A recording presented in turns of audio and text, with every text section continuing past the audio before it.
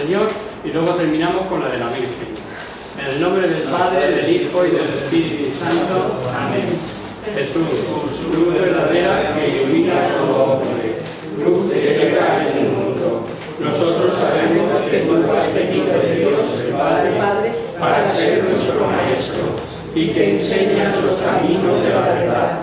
Las palabras que oímos de ti son espíritu y son vida. Pero ¿quién es digno de abrir el libro rompiendo el sello? Tú solo, tú que diste tu vida por nosotros y nos compraste cada Dios con tu sangre.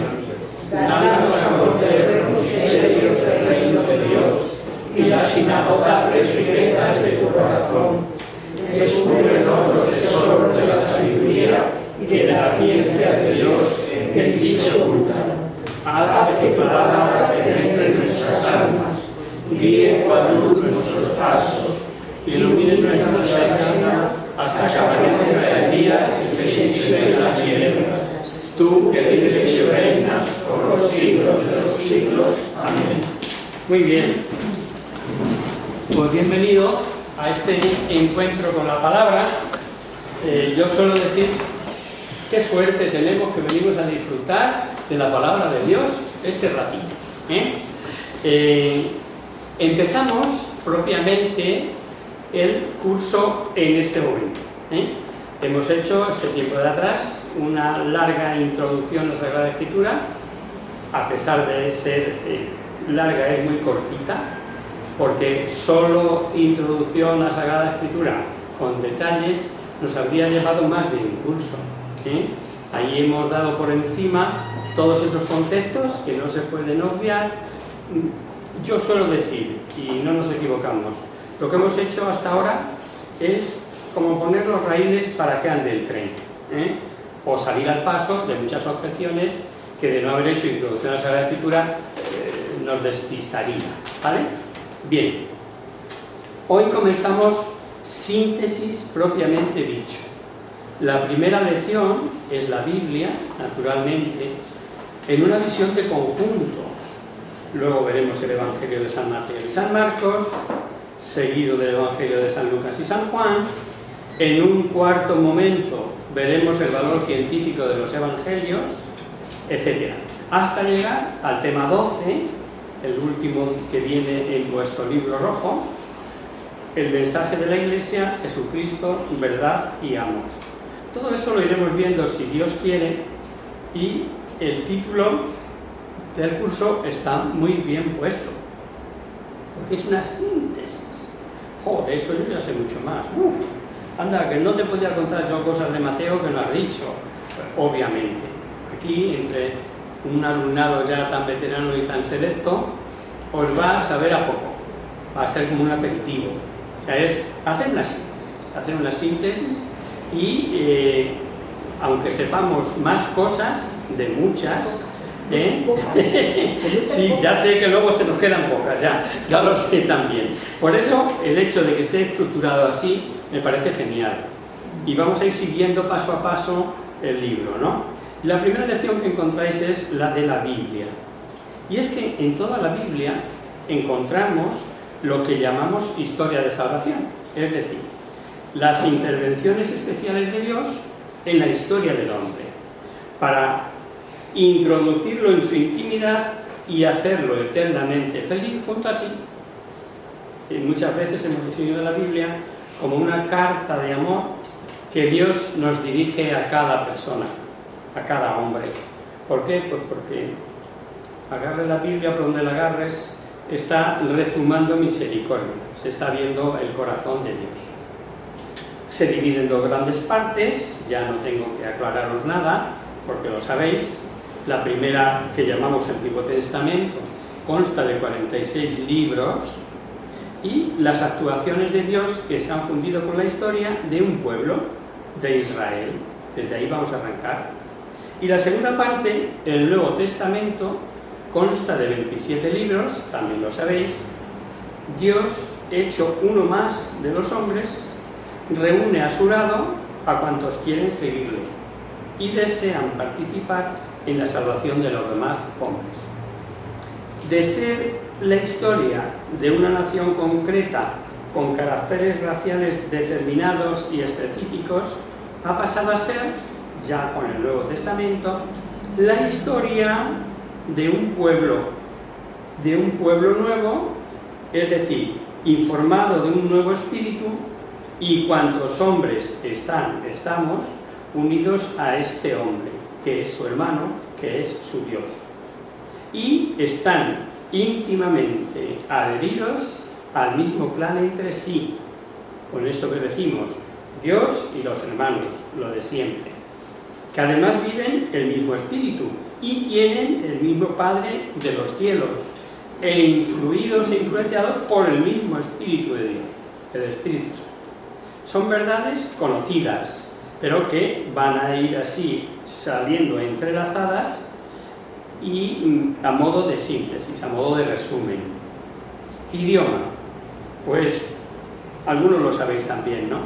Estos libros que tuvieron su origen en el Oriente Próximo, entre los siglos 13 antes de Cristo al 1 después de Cristo, han sido escritos en las lenguas de allí de entonces, que es en primer lugar el hebreo, después en arameo y finalmente en griego, la lengua usada comúnmente en el mundo entero ya durante la vida de Jesús y los apóstoles. Es cuando Alejandro Magno impuso ese griego vulgar, que ya sabéis el nombre también, Koiné, que vino a hacer un gran favor a la difusión del cristianismo, a contar con un único idioma en el que entenderse. Punto de partida histórico. Después de los 11 primeros capítulos del Génesis, nos encontramos con la figura de Abraham. Primero Abraham, así como suena, porque Dios será el primer nombre que cambiará el nombre en muchas ocasiones. En este caso será Abraham por Abraham, pero estamos en Ur de Caldea y en Abraham. Bien, Ur de Caldea está perfectamente definido en la historia y es pues del 1700 y pico, siglo XVIII, antes de Cristo. El famoso sepulcro, descubierto hace unos años, no sabría decir cuántos, pero sí por lo menos 40 o 50 años, con 74 cadáveres momificados como cortejo de personas reales, descubre hasta en mínimos detalles la civilización contemporánea a Abraham. Es pues un tiempo histórico conocido, y hablar de Abraham y su tiempo es hablar de tiempos y civilizaciones concretas ya en este mundo, en esta historia, muy bien conocidos, con las lagunas que se supone de 1800 años, de 1700, ¿no? Pero ya datado, se sabe dónde está Ur de Caldea, se localiza el Zigurat, de donde proceden esas tumbas, etcétera, ¿no? ¿Y cómo lo hace Dios, que es el mejor pedagogo? Pues eligiendo a un hombre y de este hombre hacer un pueblo. El proceso va a ser patriarcas, entre los que se encuentra el primero Abraham, después Moisés, después Josué, después los jueces y después la monarquía. Dios quiere valerse siempre de un hombre para realizar sus planes de salvación a los demás hombres. Abraham. Estar atentos a las citas que os voy a mandar leer, porque algunas las leo yo y otras las leeréis vosotros. Abraham es el hombre llamado por Dios para formar de él un pueblo. Y dice en Génesis, el Señor dijo a Abraham, sal de tu tierra, de tu patria, de la casa de tu padre, hasta la tierra que te mostraré.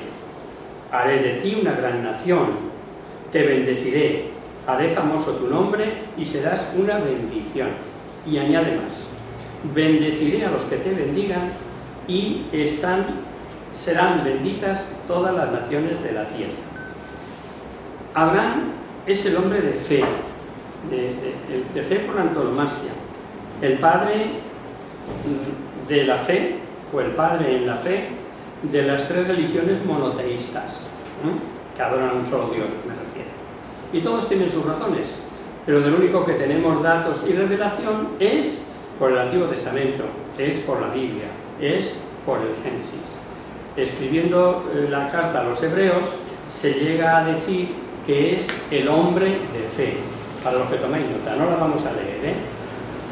Hebreos 11, 17, 19.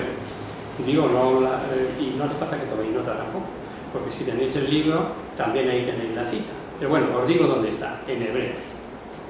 A este hombre, a este personaje elegido por Dios, nos dice el Génesis que le promete una gran descendencia. Luego le sacó fuera y le dijo, mira al cielo y cuenta las estrellas si puedes contarlas. Y añadió, así será tu descendencia. Dios le exige hasta el sacrificio de su hijo. Esta sí la vamos a leer, porque es muy bonita y tiene muchas aplicaciones prácticas que conviene recordar, aunque las sepamos. Está en Génesis 22, del 1 al 12.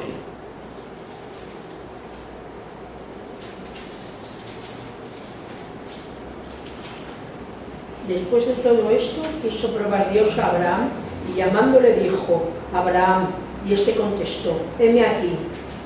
Y le dijo Dios, anda, coge a tu hijo, a tu unigénito, a quien tanto amas, a Isaac, y ve a la tierra de Morías, y ofrécemelo allí en holocausto sobre uno de los montes que yo te indicaré. Se levantó pues Abraham de mañana, aparejó su asno, y tomando consigo 2 mozos y a Isaac, su hijo, partió la leña para el holocausto, y se puso en camino para el lugar que le había dicho Dios. Al tercer día alzó Abraham sus ojos y vio de lejos el lugar, y dijo a sus 2 mozos, quedaos aquí con el asno, yo y el niño iremos hasta allí, y después de haber adorado volveremos a vosotros. Y tomando Abraham la leña para el holocausto, se la cargó a Isaac, su hijo. Tomó él en su mano el fuego y el cuchillo, y siguieron ambos juntos. Dijo Isaac a Abraham, su padre, Padre mío, ¿qué quieres, hijo mío? Le contestó. Y él dijo, aquí llevamos el fuego y la leña, pero la res para el holocausto, ¿dónde está? Y Abraham le contestó, Dios se proveerá de res para el holocausto, hijo mío. Y siguieron juntos los dos. Llegados al lugar que le dijo Dios, alzó allí Abraham el altar y dispuso sobre él la leña. Ató a su hijo y le puso sobre el altar encima de la leña. Cogió el cuchillo y tendió luego su brazo para degollar a su hijo. Pero le gritó desde los cielos el ángel de Yahvé, diciéndole, Abraham, Abraham, y éste contestó, heme aquí. No extiendas tu brazo sobre el niño, le dijo, y no le hagas nada, porque ahora he visto que en verdad temes a Dios, pues por mí no has perdonado a tu hijo, a tu unigénito. Perfecto, hasta ahí. Es un relato súper conocido, nos lo sabemos de memoria. Hemos hecho aplicación de este pasaje cantidad de veces, sobre todo si habéis dado catequesis o habéis hablado de la paternidad de Dios y bueno, dentro de la pasión, o sea, de tantos sitios para recurrir a este pasaje. Si nos metemos en el marco histórico, que es algo que hemos aprendido en este curso de iniciación a Sagrada Escritura, tenemos que recordar que en estos tiempos estos holocaustos eran frecuentes, primero.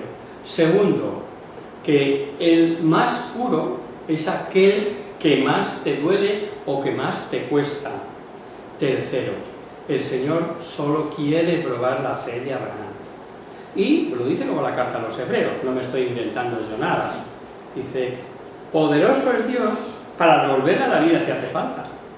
O sea, él estaba tan seguro, tan de verdad confiado a lo que el Señor le pedía, que ni lo duda ni un momento. Le parece lo más natural, aunque sangrara el alma, como le pasó a Dios Padre con la ofrenda de su Hijo Jesucristo. En este sentido es tipo, o sea, completamente tipo y antitipo, ¿no? Pues en este caso Abraham es tipo de lo que había de ser la entrega de Cristo en la cruz, ¿no? De Dios Padre. Pues cuando Él se entrega, no es Dios, es Dios, bueno, toda la Trinidad, ¿no? Pero claro, en la persona de Jesús, que es el que redime. Vamos a dejar las cosas en su sitio. Bien, Después de Isaac, que es el hijo de la promesa, te dan ganas de hablar de montones de cosas, pero hay que adelantar, ¿no? Isaac tiene luego 2 hijos, Esaú y Jacob, y que van a seguir recibiendo las bendiciones de Dios, sobre todo Jacob, que es el descendiente que gana la primogenitura con granujería y con ayuda de su madre, pero que va a ser el que ha de continuar la saga, Jacob. Jacob, que se le cambiará el nombre por Judá, y con los 12 hijos de Judá, Jacob será el padre de las 12 tribus de Israel. Con la profecía de Judá nacerá el Mesías, acaba prácticamente el libro del Génesis. Dice: no se apartará el cetro ni el bastón de mando de entre tus rodillas hasta que venga aquel a quien está reservado y le rindan homenaje los pueblos. Con esto, con este versículo, se firma prácticamente la historia de los patriarcas y el Génesis. Pero son esta primera familia, ¿no? La de Abraham. De ahí podemos dar el salto a Moisés, que es el liberador del pueblo. También la secuencia o la historia la vamos a hacer cortita. Expulsados de Egipto los faraones hicsos, de raza semita, se inicia hacia el siglo XIII a.C.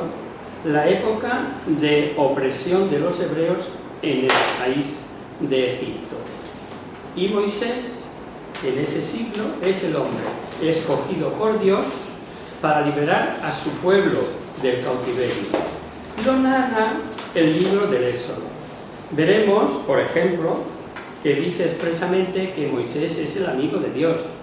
Dice en Éxodo: el Señor hablaba con Moisés cara a cara, como habla un hombre como un amigo. Después se nos narrará con detalle la vocación de Moisés. Esto está en el capítulo 3, la zarza ardiente, todo aquello. Con posterioridad, y ya puestos al habla con el faraón, que es al que le pide que deje salir a su pueblo, pues se ponen las cosas feas.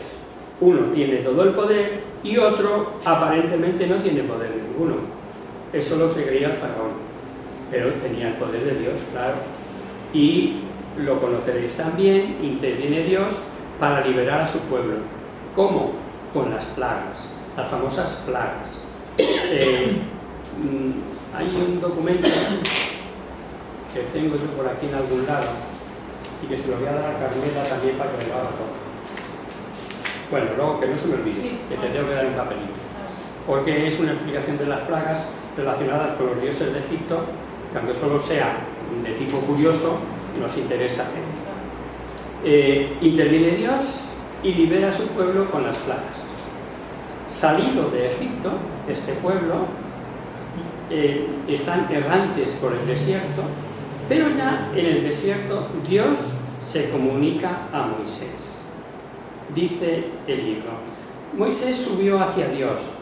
El Señor lo llamó desde la montaña diciendo: así dirás a la casa de Jacob, y esto anunciarás a los hijos de Israel. En una palabra, al pueblo le vas a decir: vosotros habéis visto lo que he hecho con los egipcios, y cómo os he llevado sobre alas de águila y os he traído hacia mí.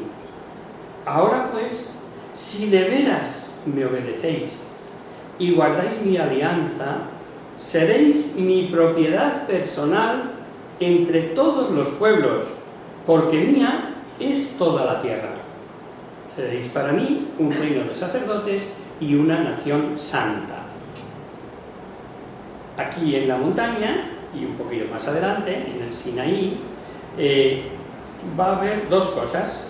Primero, la entrega del Decálogo, que está en el capítulo 20, y, como lo hemos leído en otras ocasiones, no lo saltamos. Son los 10 mandamientos puestos de otra manera. En el capítulo 20, del 1 al 21, está la entrega del Decálogo. Y por su medio hace con el pueblo la alianza del Sinaí.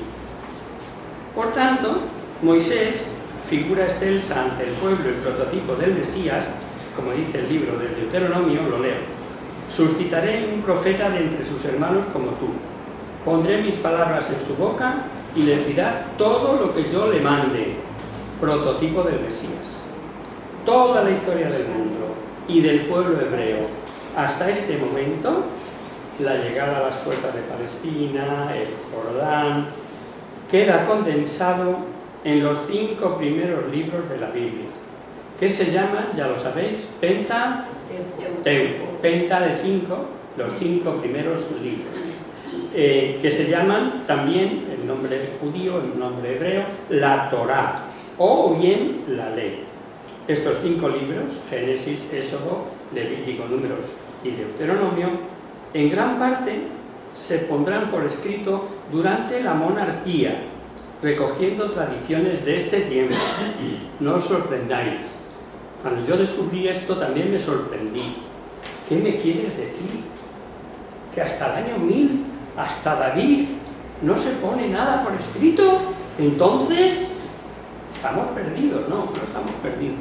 Primero, ya os lo expliqué también en la introducción, que por encima de la tradición escrita que tenemos está la oración, la tradición oral, se va transmitiendo. No cabe duda que determinadas cosas ya estaban escritas, aunque fuera de una manera rudimentaria. Yo estoy seguro que el Éxodo, el Decálogo traducido o de cualquier modo, porque lo de que se lo entregó en las tablas de la ley, eso ya estaba escrito, y está escrito con el dedo de Dios, ¿no? Pero habría ampliación, habría explicación de aquellos mandamientos, y como eso, pues otras cosas. Pero sistemáticamente no se escribe nada hasta la época de la monarquía, la época de David y Salomón. Es lógico. A ver, quiero decir, primero, también tengo otro cuadro que os entregaré el próximo día, que habla de las épocas y relacionadas con la época contemporánea del mundo, la edad de bronce, la edad de hierro. También os lo daré el próximo día. Os decía que en ese momento descubren la importancia de la escritura. No que no supieran escribir, pero en su relación con otros reinos tienen que hacer tratados y escribirlos y firmarlos. Ya no va a ser como Abraham cuando parte las reses y bueno, hacen de verdad la primera alianza conforme a las costumbres de la época. Eso no lo saltamos, para que lo veáis en casa tranquilitos, ¿no? Pero ellos descubren la importancia de la escritura.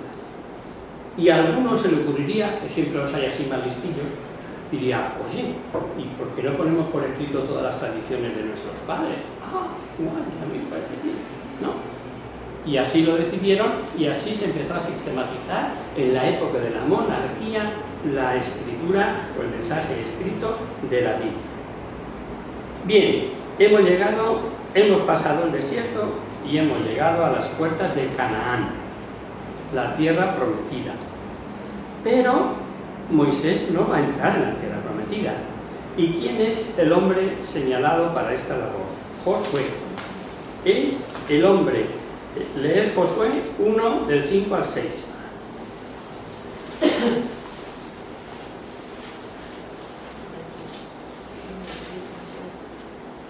El 1, del 5 al 6, ¿no? Sí.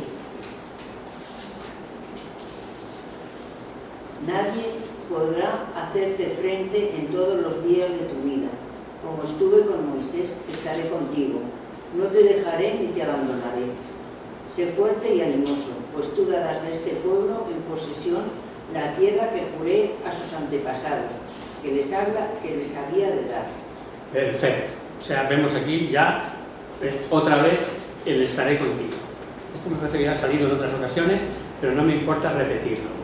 El marcham, lo que le da a cualquiera o cualquier hombre, para hablar más claro, la potestad, libertad y autoridad de hacer algo que el Señor le pide, es que el Señor le promete su asistencia permanente. Yo estaré contigo. Y eso lo encontramos en Abraham, lo encontramos en Isaac, lo encontramos en Jacob, lo encontramos en Moisés y lo encontramos ahora en Josué. Yo estaré contigo. Eso es lo primero que dice. pero tú vas a ser el encargado de dar en posesión a este pueblo esta tierra. Josué es el hombre fiel, como dice el libro de los Números. Las tribus se van esparciendo por el territorio y ocupándola lentamente. ¿Por qué? Porque, oh sorpresa, la tierra prometida no está vacía. Hay gente que vive allí, y hay gente que vive allí de toda la vida, y cultivan y tienen cosas. Entonces, la instalación en la tierra prometida es un proceso largo.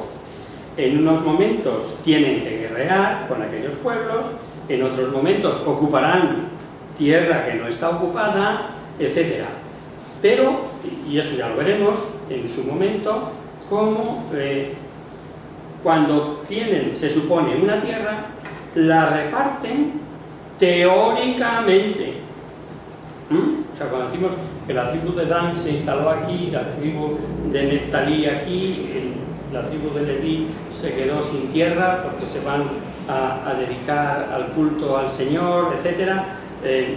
Lo vemos que no es así. No es como llegar y meterse, ala, ya estamos en la tierra, ¿no? Sino que la ocupación de esa tierra es lenta y es progresiva. No forman aún una nación compacta. Por ello, después vendrá una época que a mí me gusta llamarla la de los líderes, que lo entendemos mejor en nuestra lengua de hoy, que es la época de los jueces. ¿Quiénes son los jueces? Los jueces son hombres carismáticos, surgidos aquí y allá en momentos de peligro. El último de estos jueces de esta serie será Samuel, y con Samuel se da paso a la monarquía. Y tras el fallo de Saúl, se unge por rey a David. Dice el primer libro de Samuel: Samuel cogió el cuerno de aceite y lo ungió en medio de sus hermanos, y el Espíritu del Señor vino sobre David desde aquel día en adelante. Precisamente en la lectura de ayer salen estos dos reyes. ¿Os acordáis? En la misa de ayer sale Saúl y David. Saúl, que hizo el hombre lo que mejor se le dio y tal y cual, pero le cogió una tirria a David que no podía con él y se lo quiso quitar del medio, pero en aquel intervalo interviene de nuevo el Señor y de nuevo a Samuel le dice que ya tiene él el rey que ha elegido, que precisamente va a ser el chaval este que mató al gigante, que le sacó las castañas del fuego al rey, a Saúl, cientos de veces, pero el Señor decide nombrar rey a David. ¿Y quién es David? Pues es el hombre según el corazón de Dios. Dice la primera de Samuel: el Señor se ha buscado un hombre según su corazón. Sabemos que era de bella presencia, siempre triunfador, es el dulce cantor de Israel. A él, se le atribuyen las victorias de Saúl, y David, una vez rey y con todas las tribus bajo su mando, centra el culto en Jerusalén y sistematiza la liturgia. Es importante recordar este dato, porque gracias a David se empieza a construir la nación desde abajo, desde un sitio, lo que hoy es la meseta de las mezquitas. Si habéis ido a Jerusalén o lo habéis visto por la tele, eso era un cerro que pertenecía a los jebuseos, y en una de esas batallas de David se apodera de ese sitio y, siendo suyo ya, dice: hombre, pues aquí le vamos a construir una casa al Señor, y explana todo aquello y hace los terraplenes de un lado y de otro. Hoy el muro oeste, que subsiste de aquella época, lo que llamamos el muro de las lamentaciones, será parte de la primera obra que haga David para construir allí.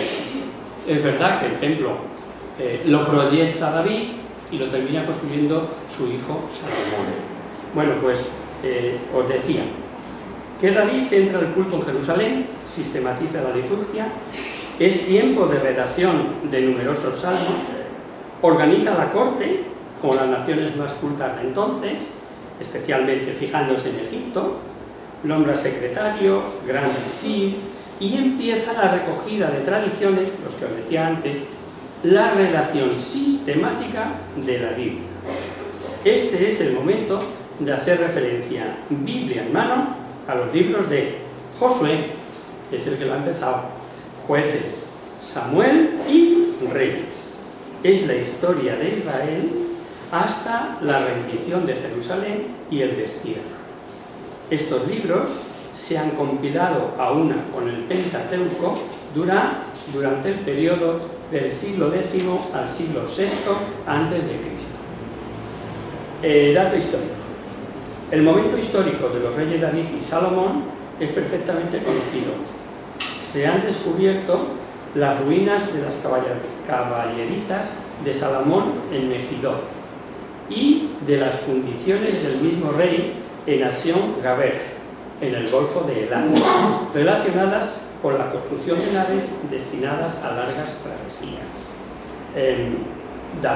Israel, como lo conocemos hoy, porque a la parte sur es donde está este Golfo de Elat, y ahí es donde se supone que construían los barcos, ¿no? O sea que hoy podemos ir allí y datar eso, porque lo ha descubierto la arqueología. Compendiando este periodo de Abraham a David y Salomón, puede decirnos la Iglesia en el Concilio, en la Constitución Luz de las Naciones, en el número 9, dice el Concilio, en la Lumen Gentium, la Luz de las Naciones: Dios eligió el pueblo de Israel como pueblo suyo, pactó con él una alianza y le instruyó gradualmente, revelándose a sí mismo y los designios de su voluntad a través de la historia del pueblo. Esto lo dice ya el Concilio recogiendo información. Pero ahí no queda la cosa. Este pueblo tiene que crecer en todo, sobre todo en entendimiento, ¿no? Y es lo que llamamos el periodo de maduración del pueblo elegido. ¿Y esto cómo se consigue? Pues se consigue con los profetas. Dios quiere valerse de hombres para hablar a los hombres. Cuando dimos Historia de la Salvación, o el curso de los profetas, ya no me acuerdo cuál, fuimos viendo cómo se entrelazaban los profetas con los reyes del norte y con los reyes del sur, porque a raíz de la división del reino, la muerte de Salomón entre sus hijos, hay profetas que están instruyendo en el reino del norte, otros en el reino del sur, unos proceden de una familia, otros de otra, pero con los profetas quiere el Señor formar a su pueblo. A la muerte de Salomón declina la monarquía, fueron apenas dos reyes del Reino Unido de Israel, David y Salomón, apenas, porque luego hay tropecientos reyes, tanto en el norte como en el sur más fiel, más centrado en el programa del Señor, de salvación, y el otro, ¿pasa algo? ¿Tomás? Es que está tosiendo y... Que entra al baño y que beba agua. Sí, eso no es lo... Vale, bueno, pues seguimos. A la muerte de Salomón, como os decía, Israel al norte será con 10 tribus el reino del norte y con capital en Samaria, y Judá con Benjamín al sur con capital en Jerusalén.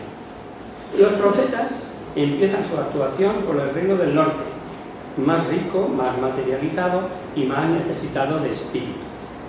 Y tras los profetas no escritores, que son Elías y Eliseo en el siglo IX, siguen los profetas escritores del siglo VIII. Dos temas principales de los profetas en su predicación. Primero, la adhesión a Yahvé, único Dios verdadero, justo y misericordioso. Y dos, lo que Yahvé exige a los suyos, que siempre es lo mismo: justicia y caridad. Vamos a enumerar solamente algunos profetas. Así el ardiente Oseas o el rústico Amós. Amós es un granjero venido del sur, venido de Judea, que predica en la opulenta Samaria, contra la injusticia, contra el lujo. Y Oseas predica en el reino del norte, su patria, en años de descomposición política. 4 reyes asesinados en 15 años, religiosa y moral en una totalmente fuera de madre, ¿no? Y es de un mensaje ardiente y apasionado. Vamos a leer un par de citas, ¿no? De Oseas, nada más. Oseas 4, del 1 al 6. Vamos a ver cómo abandona a Dios y luego cómo Dios lo recoge. Primero el pueblo abandona a Dios, 4 del 1 al 6. O 1 y 6, para ser más exacto.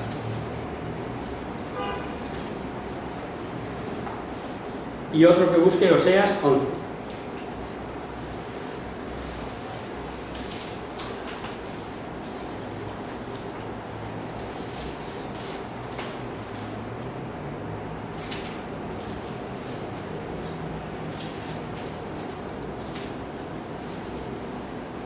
¿Encontramos?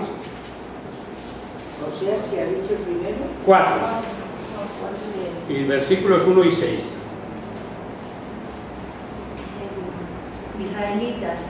Israelitas, escuchad la palabra del Señor. El Señor ha entablado un pleito con los habitantes del país. No existe ya fidelidad, ni amor del prójimo, ni conocimiento de Dios en el país, sino juramentos falsos. Esa era la situación. Ahora leed Oseas 11, del 1 al 4. Cuando Israel era niño, yo le amé, y de Egipto llamé a mi hijo. Cuanto más se les llama, más se alejan. Ofrecen sacrificios a los Baales e incienso a los ídolos. Yo enseñé a andar a Efraín, lo levanté en mis brazos, pero no recordó mis desvelos por curarle. Los atraí con ligaduras humanas, con lazos de amor. Fui para ellos como quien alza una criatura contra su mejilla, y me bajaba hasta ella para darle de comer. Suficiente, Alicia. Este es el antropomorfismo más bonito que podemos encontrar en el Antiguo Testamento. No me atrevo a decir en toda la Biblia, pero, o sea, estoy pensando en mi nieto ahora. Cuando era pequeño yo te amé, le subí, te arrimé mi mejilla, yo te atraía con lazos de amor. O sea, es que no se puede decir más claro lo que te quiero, hijo mío. No se puede decir más claro. Y está hablando de su pueblo, no de un niño. Ese es nuestro Dios. Y ese es el que pinta el profeta Oseas. Por eso esta no me la quería saltar. Esta cita quería que la recordáramos porque ya la habíamos oído más veces, ¿no? Bien, hay un grupo de 12 profetas menores y otro grupo de profetas mayores. Obviamente no son por lo altos y lo bajitos que son, sino por la cantidad de escrito. Cuanto más grande es el libro, pues es profeta mayor. Y los 4 mayores son Isaías, Jeremías, Ezequiel y Daniel. Isaías, peculiar. Su obra abarca 3 siglos. Os recuerdo que cada siglo tiene 100 años. Más que obra de un solo hombre, parece ser obra de una escuela. Sería lo que llaman los técnicos el proto-Isaías, el deutero-Isaías y el trito-Isaías. El primero del 1 al 39, el deutero del 40 al 55 y el trito-Isaías del capítulo 56 al 66. Es la cima de la inspiración profética y de la poesía del Antiguo Testamento. En los primeros capítulos tenemos una especie de muestrario de los temas y de la tónica de toda la obra de Dios. Podemos coger la invitación a la conversión y leemos 2 versículos. Isaías 1, del 18 al 20.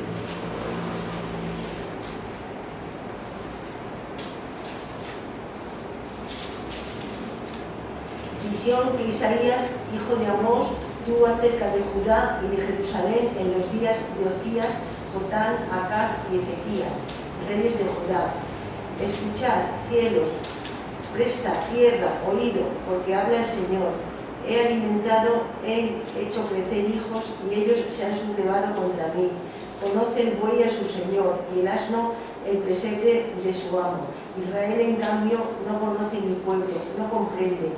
Hay nación pecadora, pueblo cargado de crímenes. Es un lamento del Señor, que con lo que he hecho por ti, me das la espalda, ¿no? Te largas. Y invita a la conversión. Bueno, el libro es una joya, ¿no? Habla de la injusticia, de la opresión al pobre.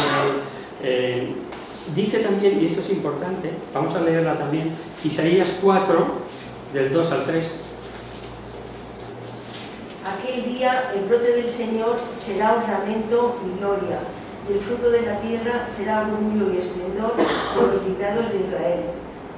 El que quede en Sión y sobreviva en la ciudad será llamado santo, será inscrito para sobrevivir en Jerusalén. Cuando el Señor haya lavado la mancha de las hijas de Sión y haya limpiado a Jerusalén de la sangre en ella derramada, cuando dicte la sentencia y ejecute la pena. Claro, es un anticipo ya de lo que ha de ser el famoso resto de Israel, ¿no? Que se salvará por el pueblo. Pero el resto de Israel no hablamos solo de la época de los profetas. Puede valer para 2022 perfectamente. Un resto de Israel, o sea, los que le permanezcan fieles dentro de la infidelidad generalizada, ese salvará al pueblo de Israel. Ese será el que salvará al pueblo de Dios. Ese es el que mantendrá la llama encendida. Y yo confío en que esta pequeña obra de fe católica sea parte de ese resto. Que seamos capaces de ser fieles al mensaje de Dios hasta el punto de, pues si todo está en contra, si es que no. Claro, como miremos a nuestro alrededor nos dan ganas de tirar la toalla, pero se nos olvida que Dios lo puede todo, ¿eh? O si no, porque decimos, creo en Dios Padre Todopoderoso. O lo decimos creyéndolo, o no lo creemos. Perdonad que os diga, ¿no? Bueno, parece ser que es el libro preferido por Cristo. Es el más citado en el Nuevo Testamento. Lo dice el propio Cristo, pues en Lucas 4:18, por ejemplo. Buscar 4:18. De Lucas, Lucas 4:18. Y con esto vamos a terminar.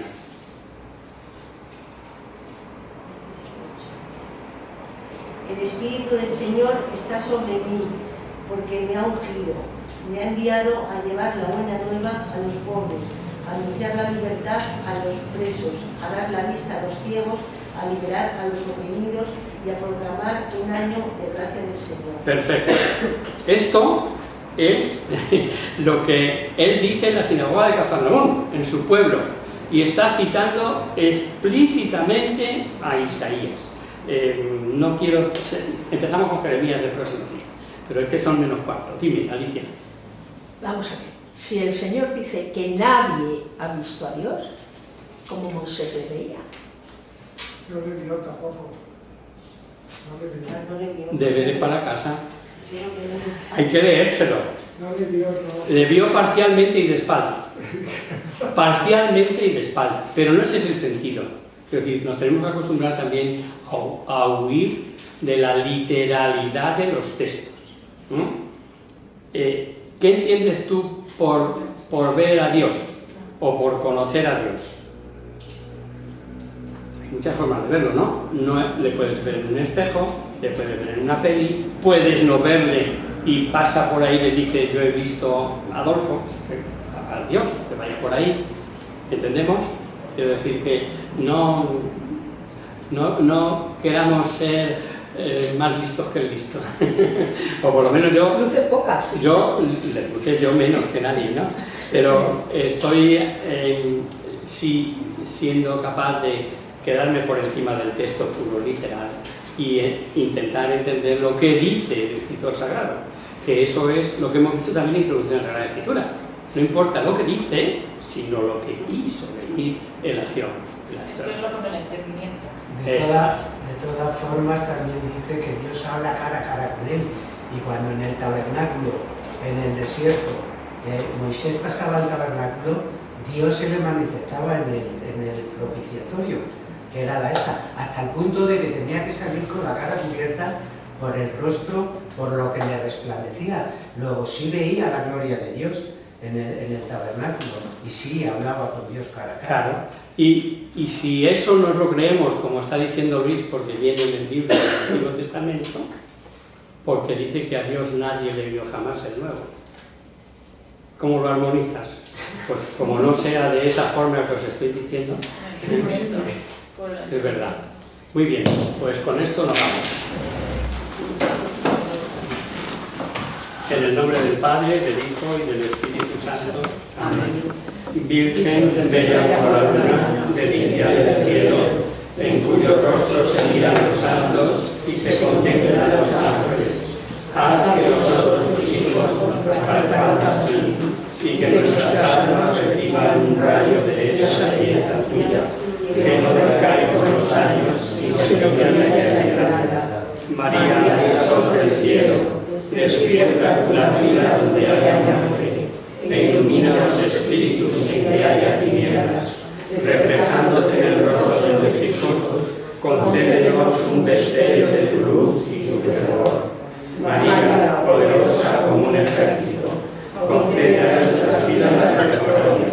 Somos tan débiles y nuestros enemigos se sobreveen con tantas esclavos, mas tus banderas nos sentimos seguros de vencerlo. Él conoce el poder de tu bien y teme la majestad de tu mirada. Sálvanos, María, bella como la luna, única como el sol, temible como un ejército de nada, levantado en pie de guerra, no por el odio, sino por la llama del amor. No he conseguido terminar el tema 1, ¿eh?